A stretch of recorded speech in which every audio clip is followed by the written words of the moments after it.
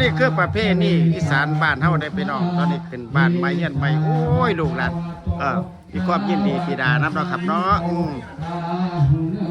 แต่ข่าวว่าสั่งเมื่อหลายเด้อพี่น้องเด้อบ้านไม้ทรงไทยทรงเฮียนเฮานี่นะอนุตตรังปุญญาเจตังโลกัสสาติสุปฏิปันโนภะคะวะโตสาวกสังโฆโอ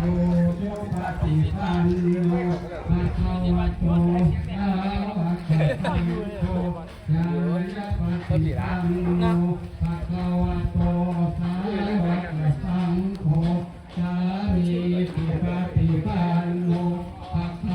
เป็นประเภทที่ภาคอีสานมาแล้วนะครับการเปิดเงี้ยนกาดจีบอกคือทางภาคกลางหรือว่าถ้าภาคทั่วไปอันนี้เป็นภาคอีสานใต้จังหวัด101ครับผมอำเภอสามารถจังหวัด101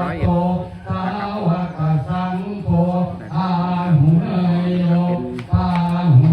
เป็นแนวดีๆนะครับพี่น้องอันใดสัญหามากก็คือสัญหามาหัวโสดอนุตตรังปุญญาเอตังโลกัสสาคำพูดพี่น้องนี่คือเจ้าของเฮียนนะครับเนาะคำพูด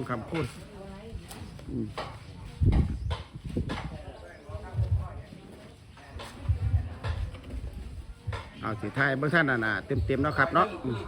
ก็จะฝ่าเรื่องท่านเฮียนล่อเป็นมาหอดสกอนล่อเป็นเฮือนหลังใหญ่พี่น้องท้ายใกล้เราบ่เห็นนะครับท้ายใกล้เราบ่เห็น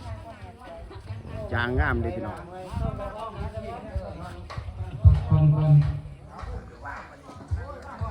ตามโซฟานี่แหละครับพี่น้องเป็นบรรยากาศหนึ่งของการขึ้นบ้านใหม่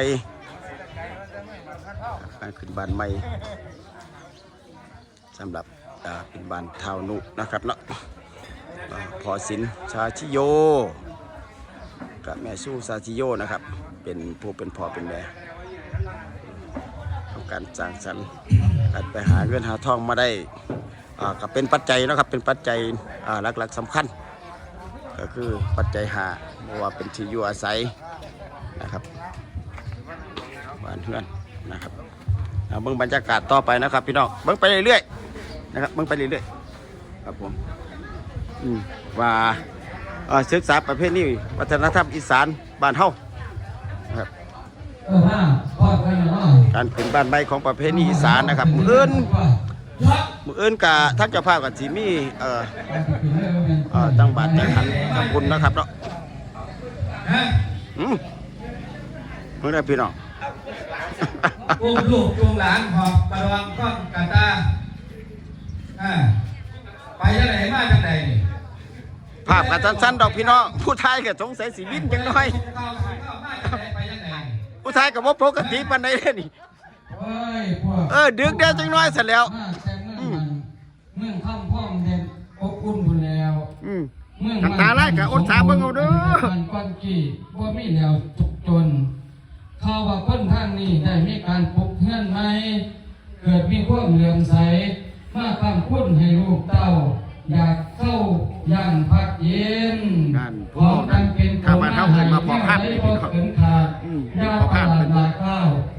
เป็นผ้าน้ำคนบอกแล้วว่าผู้ผ้าคำผ้าคุ้นเนาะพี่น้องเนาะนั่นแหละนั่นจุดคุ้นนี่แหละว่าสีมาคำมาพูดเด็ดว่าจะสละขน่อยสีมาคำมาพูดให้ลูกให้ว่าสังวาเทนี่นะเป็นบริบทหนึ่งนะครับ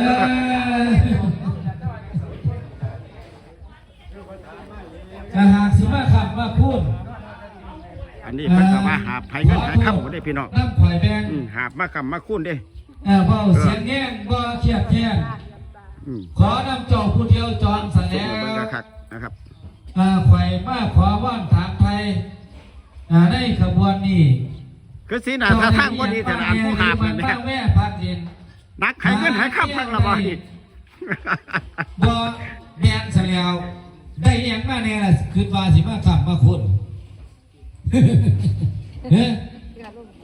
อันนี้เอ้ยมีอะไรอันนี้มาตอนผ้าโลกหลานหาผิวขนมาพร้อมโคสุอันนั่นแล้ว มาเหมือนส่วนสุดเดียวครับ แม่น มีบอกกลุ่มเกินฟ้าซองเมืองดาวฟ้าออกมาไม่ใจเอียงมาแท้ ได้มาเมื่อถูกต้องเห็นลูกท้องมองลูกกว่ามีเป็นเป็ดปักหัวของเอาตัวมาอยู่ใกล้สิพ่อได้แน่บ่น้อผู้ขาเอ้ย ฮะ ครับพี่น้องธรรมดา ว่าวันดีบอกมาให้ งานขึ้นบ้านไม้ มาหลายๆขอถามว่า นะครับ มีบอกมา ทุกคนเลย เอามาพร้อมแม่บอกว่ามีอย่างแน่เดี๋ยวเกิด พี่น้อง คำขอ บ้า บ น คุณ เมี่ยงเดียวกันเพิ่นก็สิมา มีอย่างเอามาแล้วแม่ มาเมื่อไหร่พี่น้อง เอาสู่ฟังกันนะครับ มาวันดีรอมด้วย